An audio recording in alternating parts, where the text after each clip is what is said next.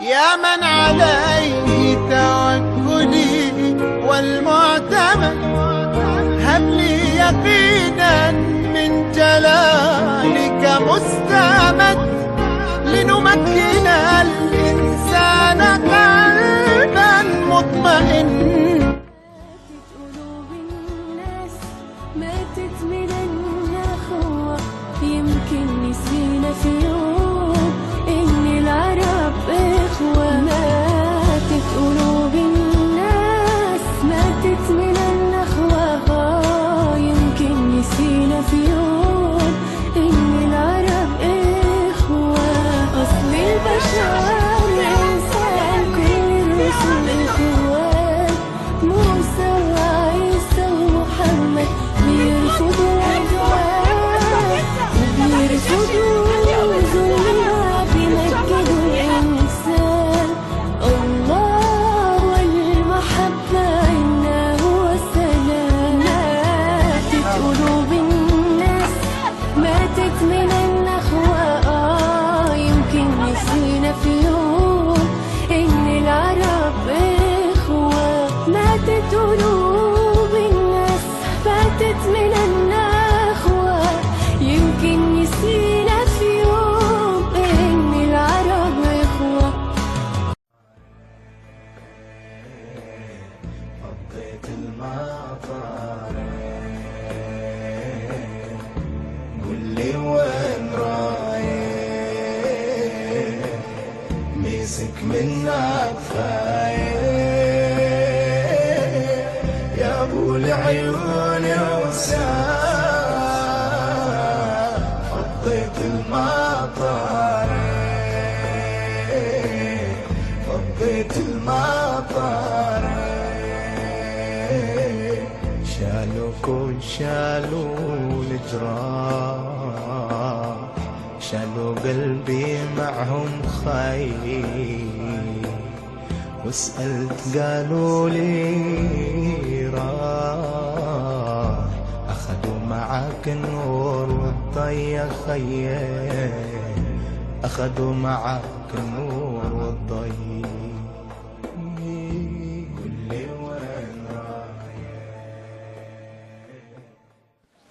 La guerre d'Israël et des États-Unis contre l'Iran, on se demandait s'il y avait toujours un génocide à Gaza, on n'en parlait plus. Et même maintenant, on en parle moins qu'à une certaine époque. J'entendais ce matin à la radio un reportage sur les manifestations pour la libération des otages en Israël, mais on ne parlait plus de Gaza, on ne parlait plus du génocide contre les Palestiniens. Et pourtant, la litanie des morts et des exactions continue à Gaza et en Cisjordanie. La faim gagne du terrain. C'est ainsi que met en garde le chef du bureau humanitaire de l'ONU pour la bande de Gaza.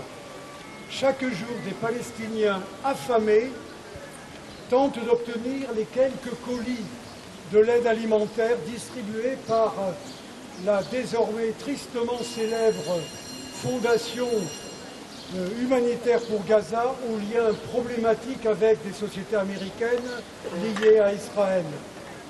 Et là, je donne la parole encore aux représentants de l'ONU, qui dit ce à quoi nous assistons, c'est un carnage. Le simple fait de vouloir survivre est devenu, il pèse ces mots, une condamnation à mort. Les soldats israéliens tirent lors des rassemblements d'aide humanitaire. On compte des dizaines de morts lors de ces distributions qui sont organisées par cette fondation qui phagocyte l'aide humanitaire à Gaza. Et là, je redonne la parole à un autre spécialiste, c'est Didier Billon, qui est un dirigeant de l'IRIS, qui dit « c'est terrifiant, des gamins qui viennent chercher de la nourriture se font tirer dessus comme des lapins ». Netanyahou, en effet, a créé cette organisation pour contrôler l'aide alimentaire. Et le génocide, c'est aussi cela. La faim est devenue une arme de guerre dans ce territoire qui est déjà confronté au blocus de long terme. Génocide, stop, stop, génocide, stop, stop, génocide, stop, stop, génocide, stop, stop, génocide, stop, stop. Palestine vaincra, Palestine vivra, Palestine vaincra, Palestine vivra, Palestine vaincra, Palestine vivra, Palestine vaincra. À travers les yeux de 3 enfants, un texte écrit par la poétesse Fida Ziyad le 24 octobre 2023 sous les bombardements à Gaza.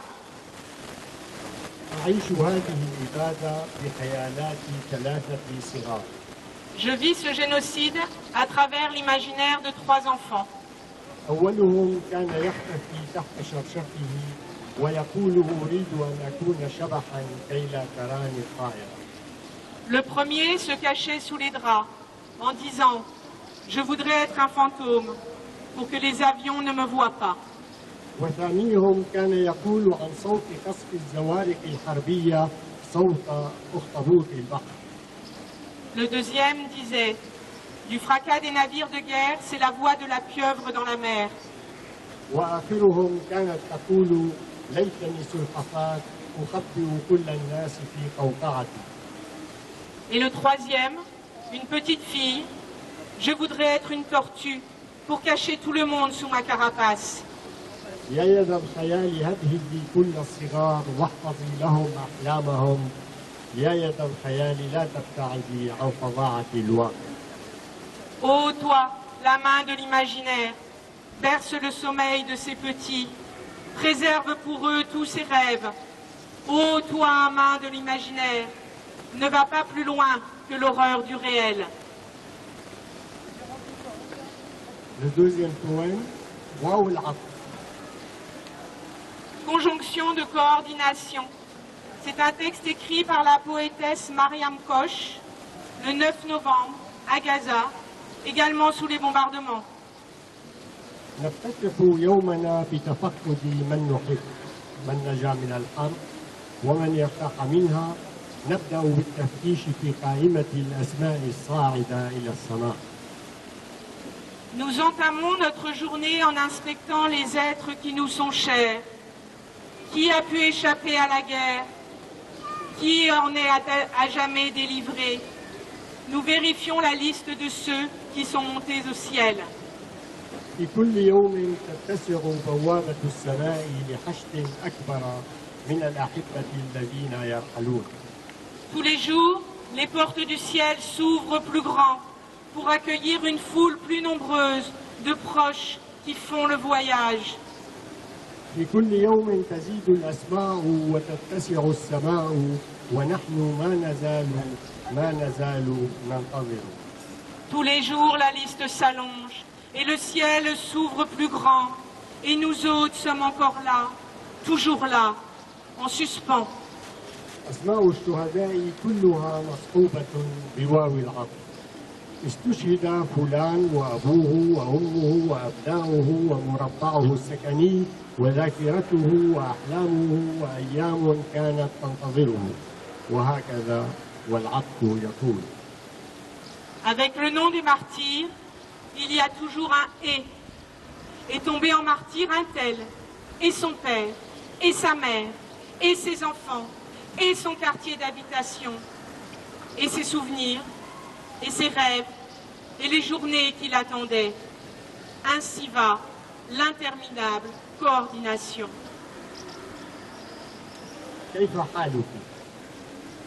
Comment vas-tu? Un texte écrit par la poétesse Nisrine Souleymane, à Gaza également, le 25 octobre 2023, également sous les bombardements. Comment vas-tu? Je suis un tas de gravats.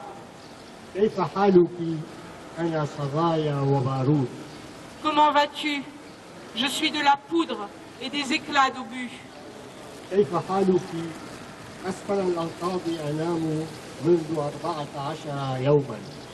Comment vas-tu?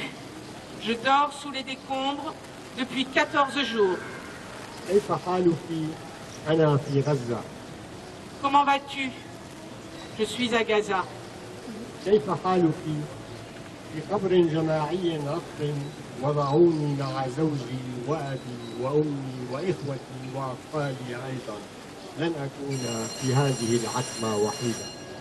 Comment vas-tu? Je suis dans une fosse commune humide. Ils m'ont déposé là, avec mon mari, mon père, ma mère et mes enfants aussi. Je ne serai pas seule dans l'obscurité.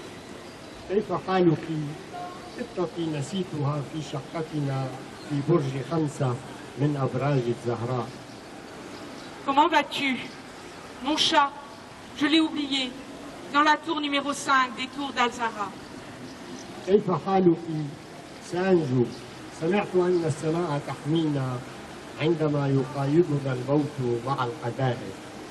Comment vas-tu? Je vais survivre. J'ai entendu dire que le ciel nous protège lorsque la mort nous troque contre des obus.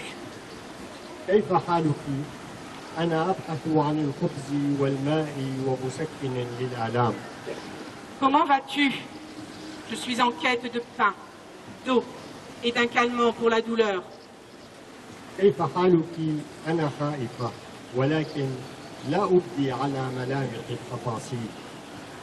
Comment vas-tu? J'ai peur, mais pas un infime détail n'en transparaît sur mon visage. Comment vas-tu? Je ne vais pas bien.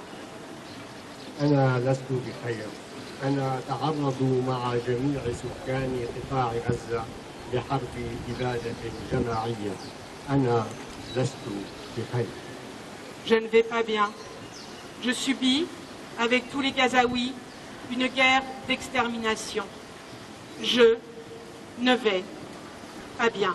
Victimes du génocide, on n'arrive plus à dénombrer, les chiffres font tourner la tête. Et plus peut-être spécifiquement aujourd'hui en hommage à tous ces enfants, je vous propose d'observer une minute de silence.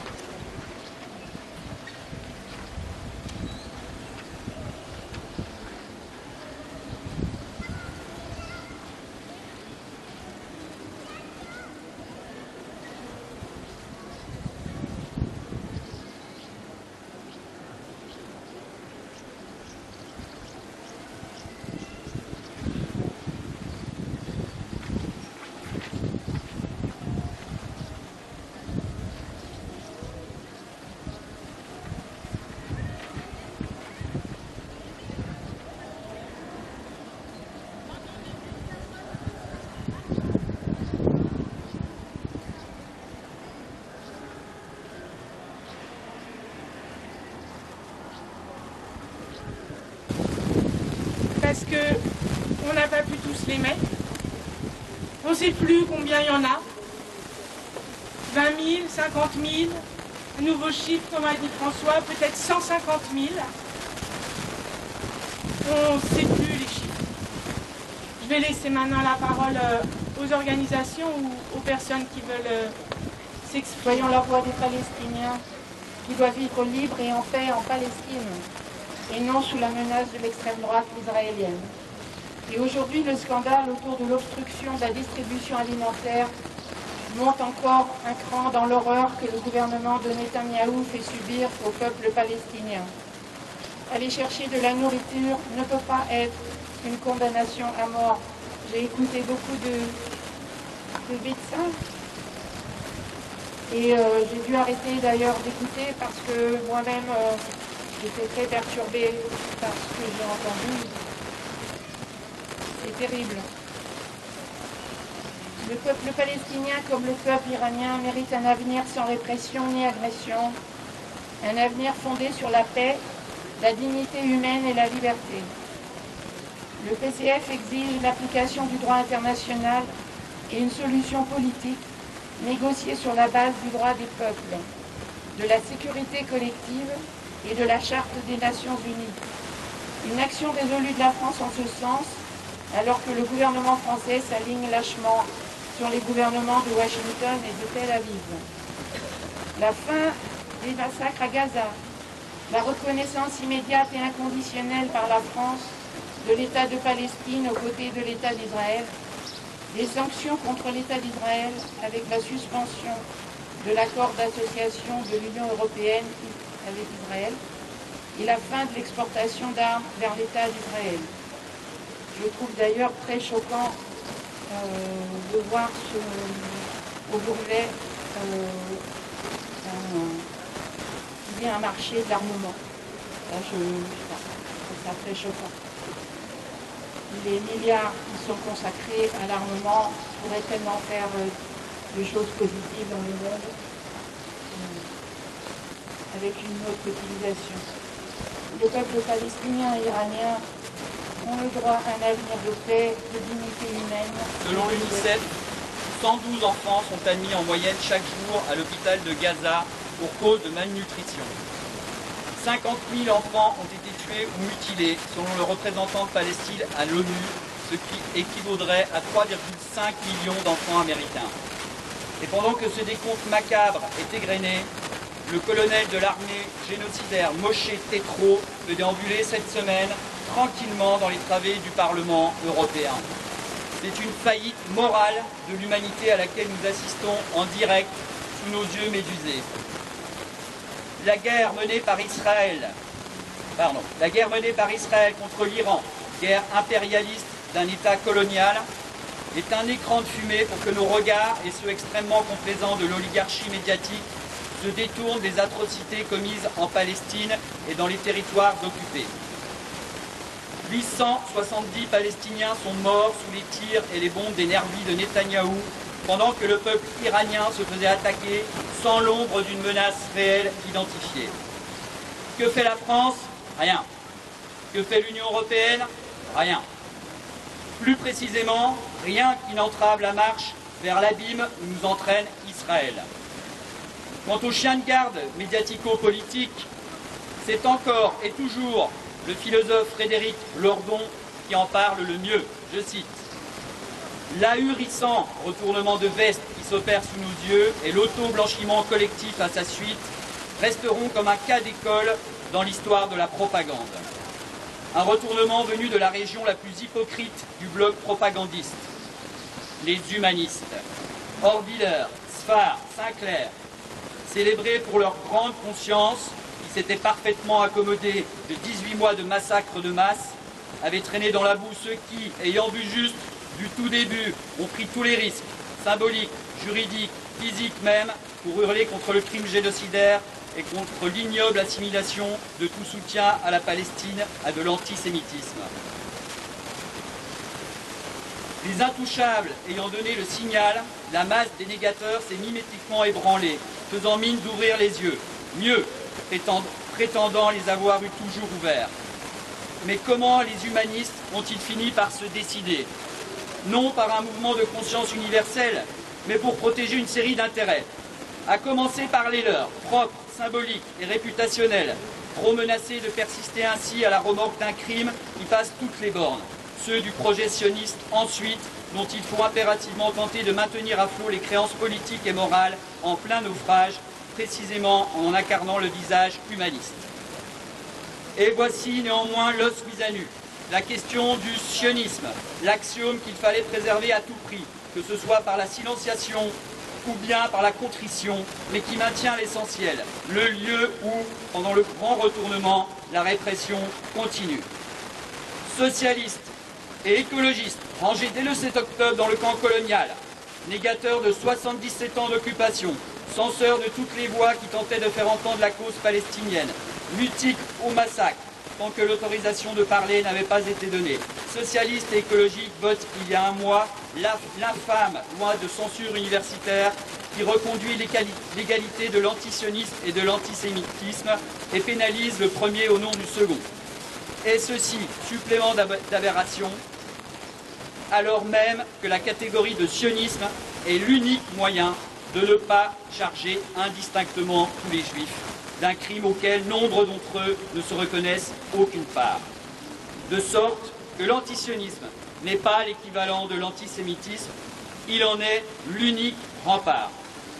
Je répète, l'antisionisme n'est pas l'équivalent de l'antisémitisme, il en est l'unique rempart. Les enfants de Palestine, Israël assassine les enfants de Palestine, Israël assassine les enfants de Palestine, Israël assassine les enfants de Palestine, Israël assassine les enfants de Palestine, Israël assassine les enfants de Palestine. Nous sommes tous des Palestiniens, nous sommes tous des Palestiniens.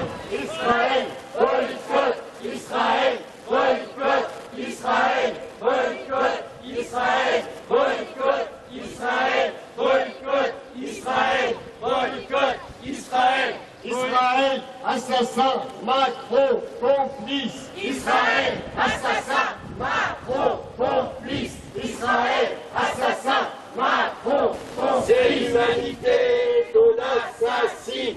Enfants de Gaza, enfants de Palestine. C'est l'humanité qu'on assassine.